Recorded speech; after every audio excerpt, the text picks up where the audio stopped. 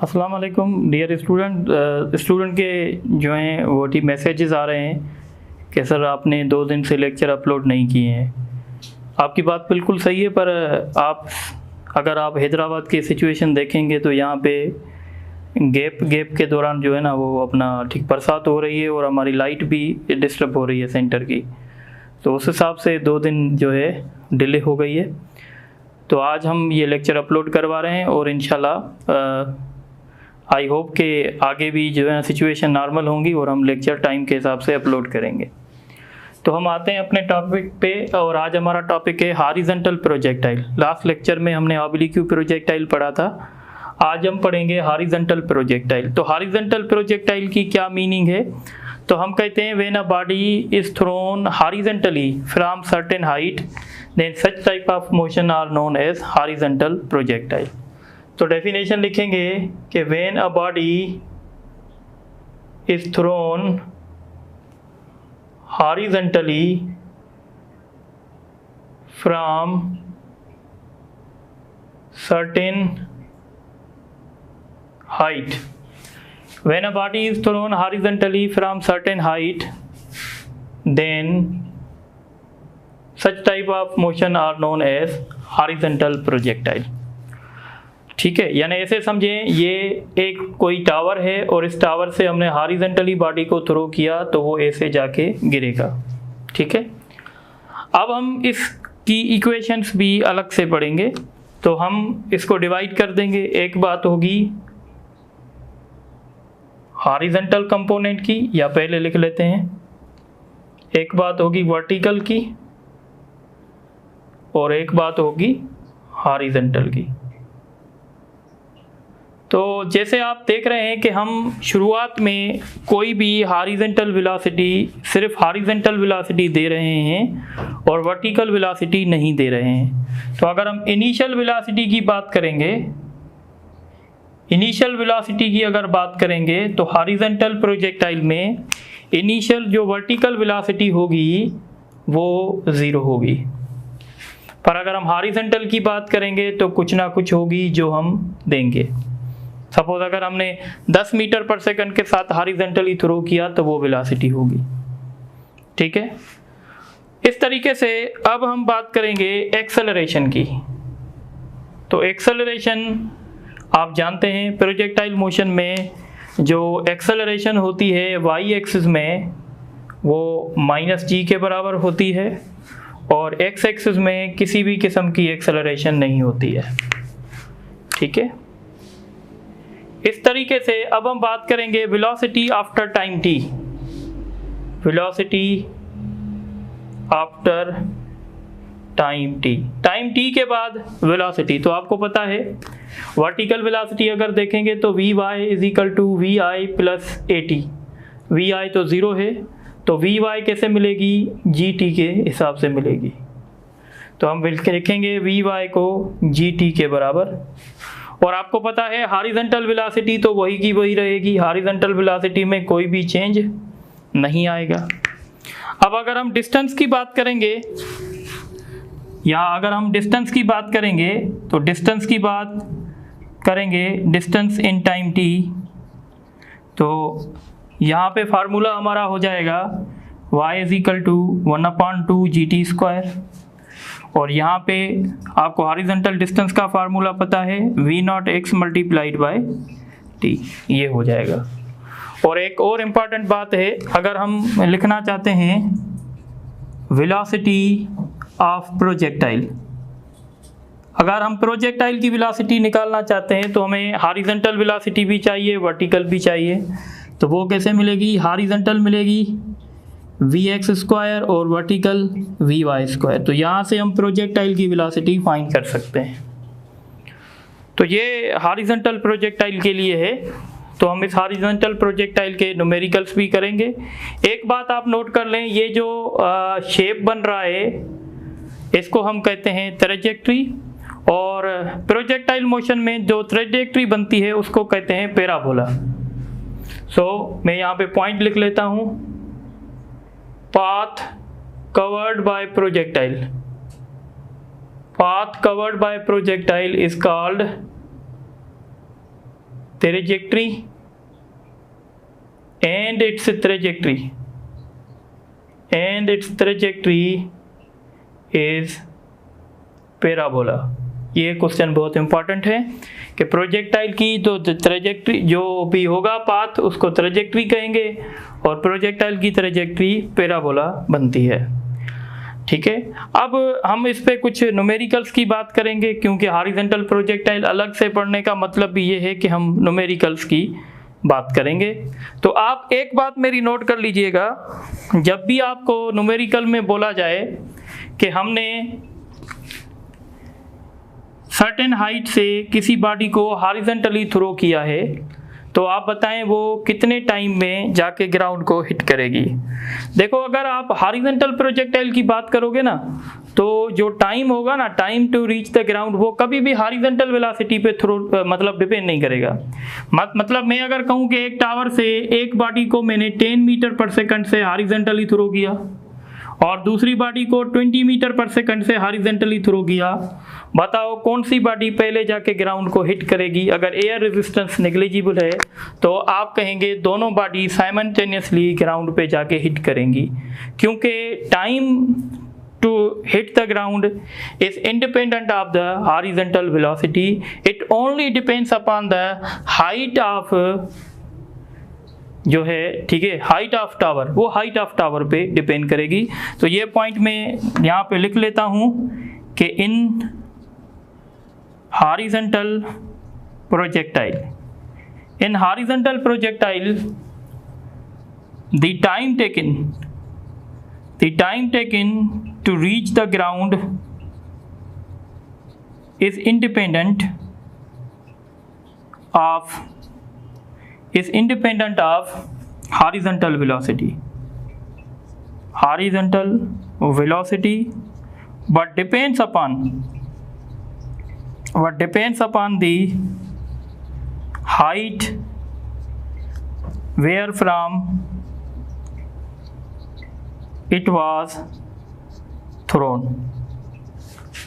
और टाइम निकालने का एक शॉर्टकट फार्मूला भी होगा। अगर आप इस इक्वेशन को सेटिस्फाई करेंगे तो टाइम निकालने का ये फार्मूला होगा √2y, या आप इसको h भी लिख सकते हैं, 2y/g, जैसे हमने फ्री फॉल मोशन में पढ़ा था।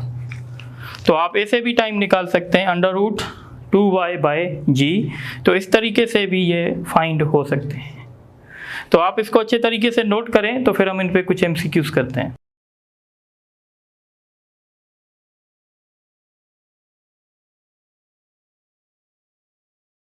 अच्छा, अब ये कुछ मैंने MCQs लिखे हैं, बहुत इंपॉर्टेंट हैं। तो देखें, 2 projectiles A and B, A is thrown horizontally from tower at a certain speed and B is dropped vertically downward, then which of the following is correct? एक को हमने हॉरिजॉन्टली थ्रो किया, दूसरे को हमने वर्टिकली ड्रॉप कर दिया। Both strike the ground at same instant, ये बिल्कुल सही है। जैसे मैंने पहले बताया कि time to reach the ground only depends upon the height, और ये दोनों बॉल जो हैं वो सेम टावर से गिराए गए हैं। एक को हॉरिजॉन्टली थ्रो किया गया है और दूसरे को इस तरीके से डाउन फ्रॉम सेम टावर, ऐसे लिखना चाहिए। ठीक है, तो हम कहेंगे both strike the ground at same instant, ये ठीक है। Both strike the ground at same point, ये गलत है, क्योंकि जिसको हमने हॉरिजॉन्टली थ्रो किया है वो यहाँ जाके गिरेगा इस पॉइंट पे, और जिसको जस्ट हमने रिलीज किया था, ड्रॉप किया था, वो यहाँ जाके गिरेगा। तो इनके स्ट्राइकिंग की पॉइंट सेम नहीं होगी। Both strike the ground at same speed, ये भी गलत है, क्योंकि इस प्रोजेक्ट ए के पास 2 वेलोसिटीज होंगी, एक हॉरिजॉन्टल एक वर्टिकल, और बी के पास सिर्फ और सिर्फ वर्टिकल होगी, तो ये कहना भी गलत है। तो इसलिए ऑप्शन जो है ए सही है। उसके बाद दूसरा क्वेश्चन है, a stone is thrown horizontally at the speed of 30 metre per second from a height of 80 metre, find the time taken. तो मैंने कहा था कि टाइम टेकन जो है वो हॉरिजॉन्टल वेलोसिटी पे डिपेंड नहीं करेगा। तो आप टाइम कैसे निकालेंगे, तो टाइम निकालने का फार्मूला भी मैंने बताया था 2y/g। तो हाइट यहाँ पे क्या रखेंगे, 80 रखेंगे, डिवाइडेड बाय 10 करेंगे, तो ये 16 होगा, 16 का √4 होगा। उसके बाद ये क्वेश्चन देखें, ये पास पेपर में भी आ चुका है। A helicopter is moving horizontally at the speed of 100 metre per second at an altitude of 45, altitude height को कहते हैं। A package is release from the helicopter, find where it strike the ground. Where means आपसे horizontal distance पूछ रहे हैं, तो horizontal distance find करने का फार्मूला। अब आपको टाइम चाहिए कि वो कितने टाइम में आके ग्राउंड को हिट करेगा, तो टाइम फाइंड करने का ये फार्मूला यूज़ करेंगे। अब एल्टीट्यूड कितना दिया गया है 45 डिवाइडेड बाय 10, ये 9 होगा, 9 का रूट 3, तो V0x आपको बताया गया है 100 मल्टीप्लाइड बाय 3 करेंगे तो 300 हो जाएगा। तो 300 ये दूर जाके गिरेगा, यानी ये डिस्टेंस जो है वो 300 हो जाएगा।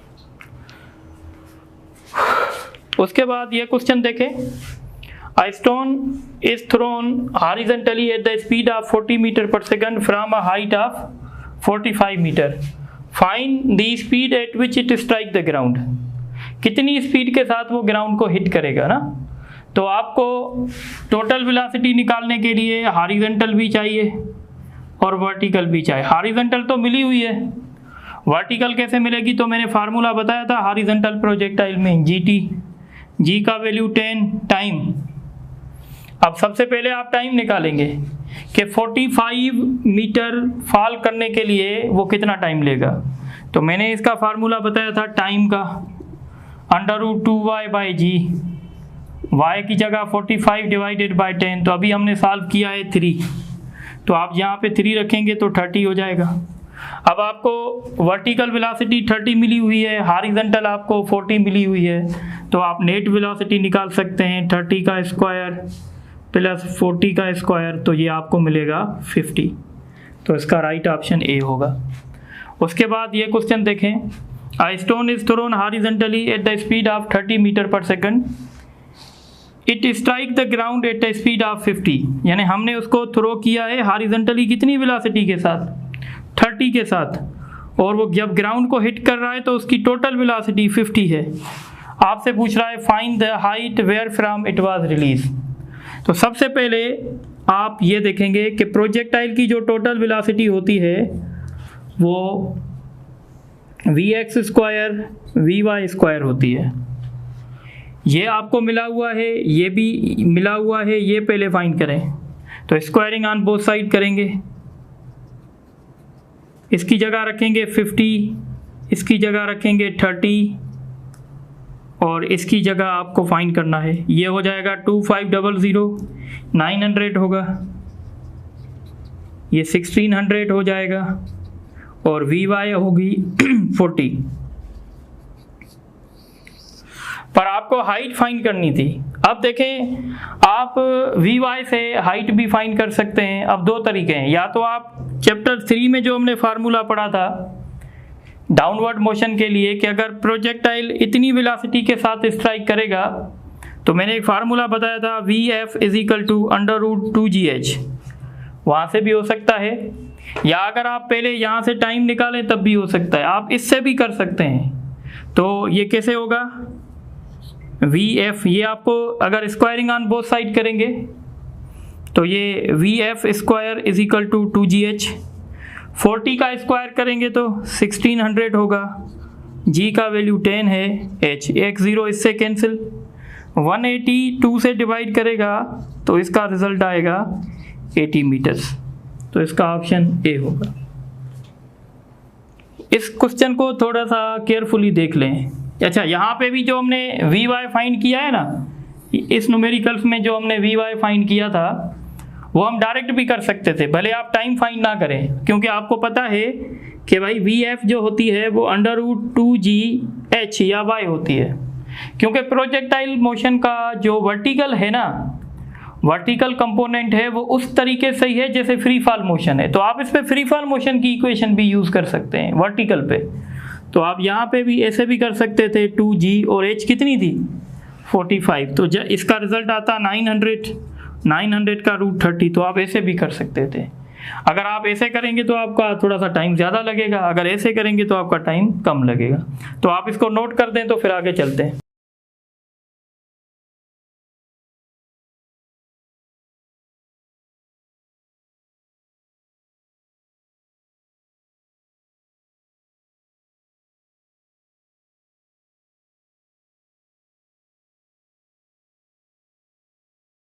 अच्छा डियर स्टूडेंट, अब हम डिस्कस करेंगे कुछ इंपॉर्टेंट टर्म्स प्रोजेक्टाइल मोशन की, और उन इंपॉर्टेंट टर्म में सबसे पहले हम डिस्कस करेंगे total time of flight. What is total time of flight? तो अगर आप ऑब्लिक्यू प्रोजेक्टाइल को कंसीडर करें तो हम कहते हैं the time taken by projectile to remain in air, यानी हमने प्रोजेक्टाइल को थ्रो किया यहाँ से और प्रोजेक्टाइल वापस यहाँ पे आ गया, जिस पॉइंट से हमने थ्रो किया था उसी पॉइंट पे वापस आ गया, तो हम कहेंगे ये जो टाइम हमारा प्रोजेक्टाइल एयर में रहा है इस टाइम को कहते हैं total time of flight. So the time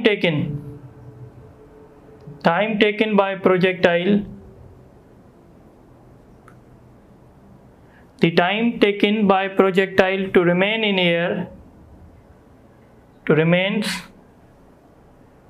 air, is called total time of flight। और total time of flight find करने का फार्मूला होता है 2v0 sin theta upon g। ये जो है आप ऐसे भी कह सकते हैं 2 multiplied by vertical component of velocity, या मैं इसको ऐसे लिख देता हूँ 2 इंटू v0y। v0y का मतलब होगा vertical component of velocity divided by g। तो यहाँ से हम total time of flight find कर सकते हैं। अगर आप इस टोटल टाइम ऑफ फ्लाइट को देखें तो टोटल टाइम ऑफ फ्लाइट जो है वो डायरेक्टली प्रोपोर्शनल टू v0 है।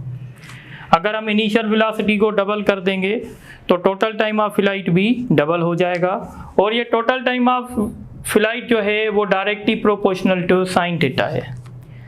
अगर हम एक प्रोजेक्टाइल को 30 डिग्री पे फायर करेंगे, दूसरे को 60 डिग्री पे फायर करेंगे, तो 60 डिग्री वाला टाइम ज़्यादा लेगा, 30 डिग्री वाला टाइम कम लेगा, और टोटल टाइम ऑफ फ्लाइट जो है वो inversely proportional to acceleration due to gravity है।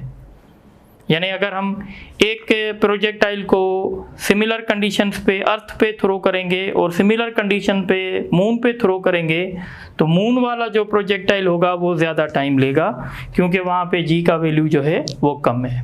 ठीक है, और यहाँ से एक शॉर्टकट भी हो सकता है, time to reach the highest point. तो time to reach the highest point जो होगा वो इसका हाफ होगा। मैं ये पॉइंट लिख लेता हूँ, the time to reach the highest point. अगर हाईएस्ट पॉइंट के लिए टाइम चाहिए तो आप इसको आधा करेंगे, यानी वो हो जाएगा v0 sin theta upon g। अब हम एक और टर्म डिस्कस करेंगे और उस टर्म को हम कहते हैं मैक्सिमम हाइट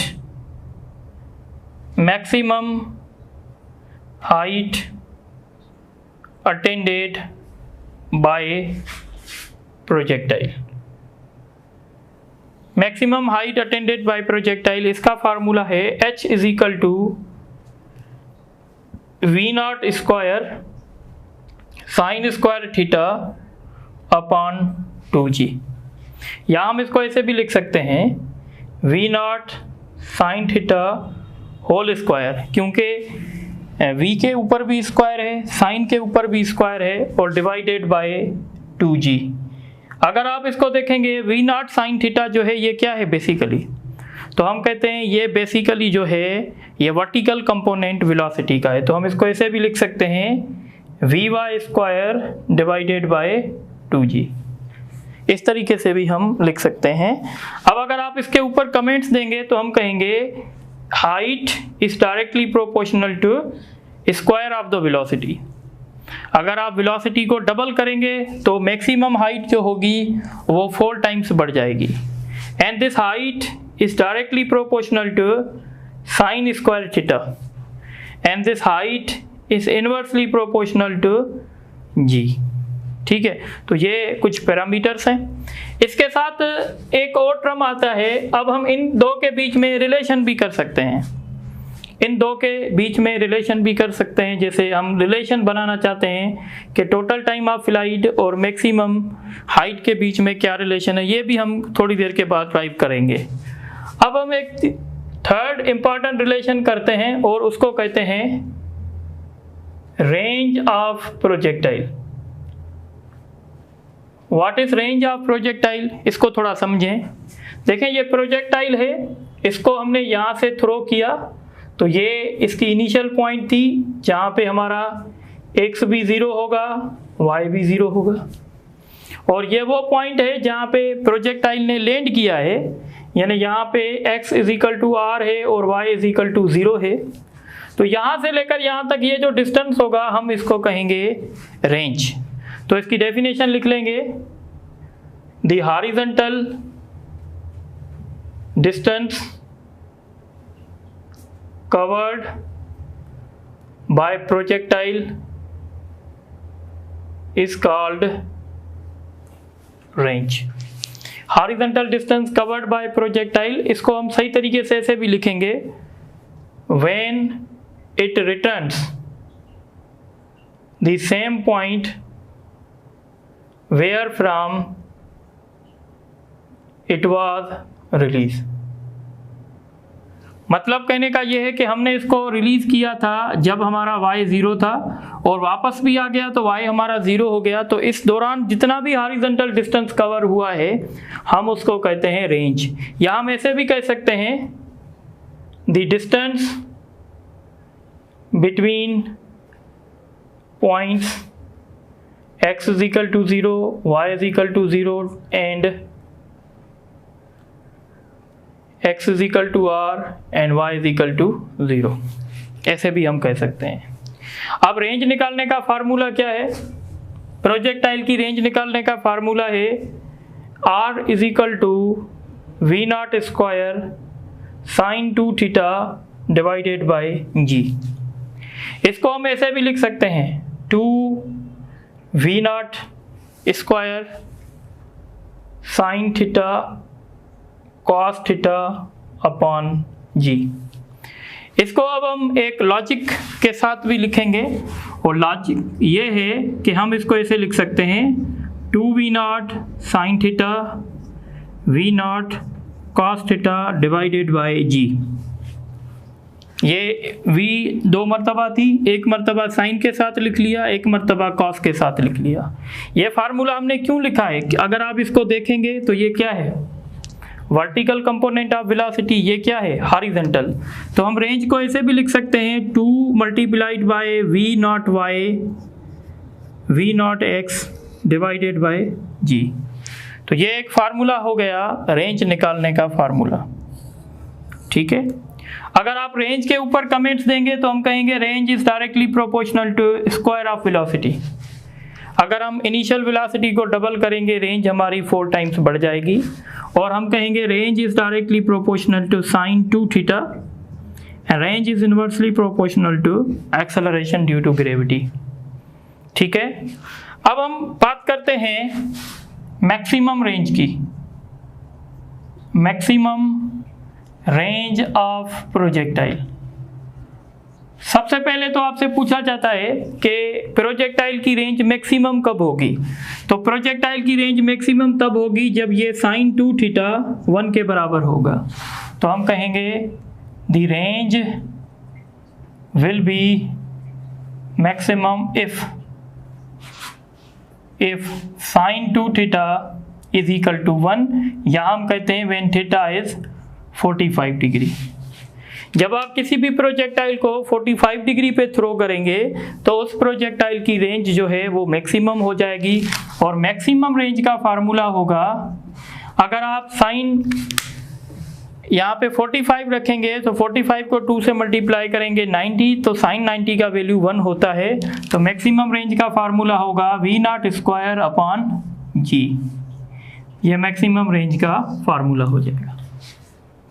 अब हम एक बात और डिस्कस करते हैं। देखें, अगर हमारे पास 2 प्रोजेक्टाइल्स हैं और उन 2 प्रोजेक्टाइल्स की हमने स्पीड सेम रखी है, प्रोजेक्टाइल A है उसकी स्पीड भी हमने 10 मीटर पर सेकंड रखी है, प्रोजेक्टाइल B की स्पीड भी हमने 10 मीटर पर सेकंड रखी है, और अब हम कह रहे हैं क्या इन 2 प्रोजेक्टाइल्स की रेंज सेम हो सकती है अगर इनके एंगल्स डिफरेंट है। सपोज अगर एक ही एंगल हमने रखी है 30 डिग्री और बी की एंगल रखी है हमने 60 डिग्री, तो क्या इनकी रेंज सेम होगी? तो यकीनन इनकी रेंज सेम होगी।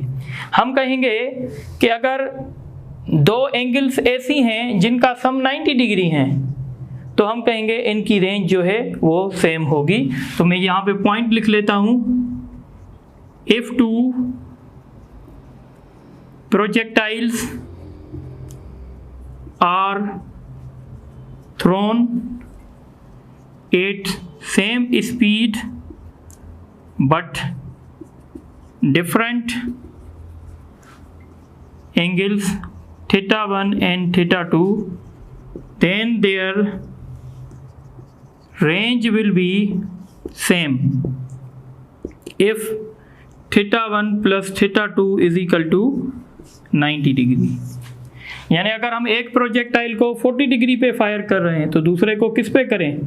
50 डिग्री पे, तो इनकी रेंज जो है वो सेम होगी। ठीक है, अब हम डिस्कस करते हैं, पर एक बात याद रखिएगा, जो कम एंगल होगी, जो अगर आप इसका एग्जांपल ले लें, एक को हमने फायर किया 30 पे, तो 30 वाले की ट्रैजेक्टरी फ्लैट होगी और 60 वाले की ट्रैजेक्टरी हाई होगी।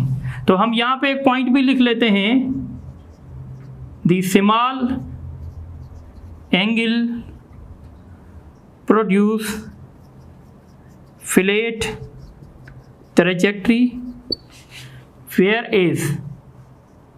whereas the high angles या larger angles या high angles produce high trajectory। जितनी हम एंगल को बढ़ाएंगे ट्रैजेक्टरी हमारी हाई होती जाएगी। ठीक है, तो ये कुछ बातें थी। अब हम डिस्कस करते हैं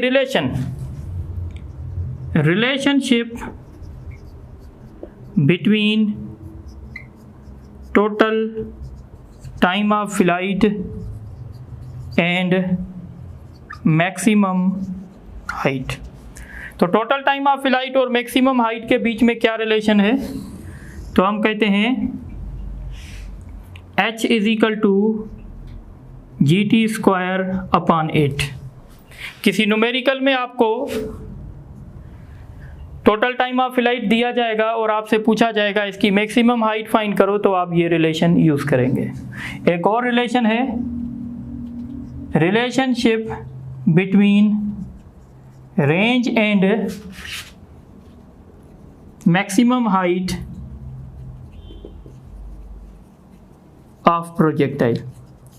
इनके बीच में जो रिलेशन है वो है r tangent theta is equal to 4h। Theta जो है वो एंगल है जिस एंगल से हम थ्रो करते हैं। और लास्ट में एक और रिलेशन है जो आपको नोट करना चाहिए, relationship between maximum range and maximum height. Maximum range और मैक्सिमम हाइट के बीच में क्या रिलेशन है? तो हम कहते हैं r max is equal to 4h। ये देखें, बहुत आसान है भाई। आपकी रेंज मैक्सिमम कब होती है? जब आपका थीटा 45 डिग्री होता है, और टेंजेंट 45 डिग्री का वैल्यू क्या होता है? 1 होता है। तो अगर आप टेंजेंट 45 का वैल्यू 1 रखेंगे तो r max किसके बराबर होगी? 4h के बराबर होगी। और लास्ट में एक पॉइंट है कि अगर आप रेंज और हाइट को न्यूमेरिकली इक्वल करना चाहते हैं तो आप 76 डिग्री पे थ्रो करेंगे। If projectile is thrown at angle of 76 degree then its range is equal to height. Range जितनी उसकी रेंज होगी उतनी उसकी हाइट होगी। याद रखिएगा, मैक्सिमम रेंज जो होती है वो 4 टाइम्स ऑफ मैक्सिमम हाइट होती है। सपोज अगर मैं कहूँ एक प्रोजेक्टाइल की मैक्सिमम रेंज जो है वो 100 मीटर है, एक प्रोजेक्टाइल की मैक्सिमम रेंज 100 मीटर है, तो उस प्रोजेक्टाइल की मैक्सिमम हाइट क्या होगी? तो आप ये रिलेशन यूज़ करेंगे। आपको h कैसे मिलेगी? r max डिवाइडेड बाय 4, यानी 100 डिवाइडेड बाय 4। आप इस तरीके से सॉल्व कर सकते हैं। ठीक है, और लास्ट में एक और बात है, बातें तो बहुत सारी हैं पर ये लास्ट है, और वो ये है कि आपको पता है कि अगर आप 45 डिग्री पे थ्रो करेंगे, अगर आप किसी प्रोजेक्टाइल को 45 डिग्री पे थ्रो करेंगे तो उसकी रेंज क्या होगी, मैक्सिमम। पर कभी कभी क्वेश्चन आता है कि हम कितनी एंगल के साथ थ्रो करें ताकि प्रोजेक्टाइल की जो रेंज है वो हाफ मैक्सिमम रेंज हो। तो अगर आपको रेंज चाहिए हाफ मैक्सिमम, तो इसके लिए आप प्रोजेक्टाइल को थ्रो करेंगे या तो 15 डिग्री पे, या तो आप इसको थ्रो करेंगे 75 डिग्री पे, क्योंकि अभी मैंने बताया कि जितनी रेंज 15 डिग्री पे होगी उतनी रेंज 75 डिग्री पे होगी, क्योंकि इन दोनों का सम जो होता है वो 90 डिग्री होता है। तो इस तरीके से हम कहेंगे कि अगर आपको रेंज हाफ मैक्सिमम चाहिए तो आप या तो प्रोजेक्टाइल को 15 डिग्री पे फायर करो या प्रोजेक्टाइल को 75। अगर कम टाइम में थ्रो करना चाहते हो तो 15 डिग्री में कर दो। तो इस तरीके से ये सारी बातें थी प्रोजेक्टाइल मोशन की, इम्पॉर्टेंट टर्म्स थी जो हमने आपसे डिस्कस की। इंशाल्लाह फिर जो हमारा नेक्स्ट लेक्चर होगा उस नेक्स्ट लेक्चर में हम इस पे न्यूमेरिकल्स आपसे डिस्कस करेंगे। Thank you very much.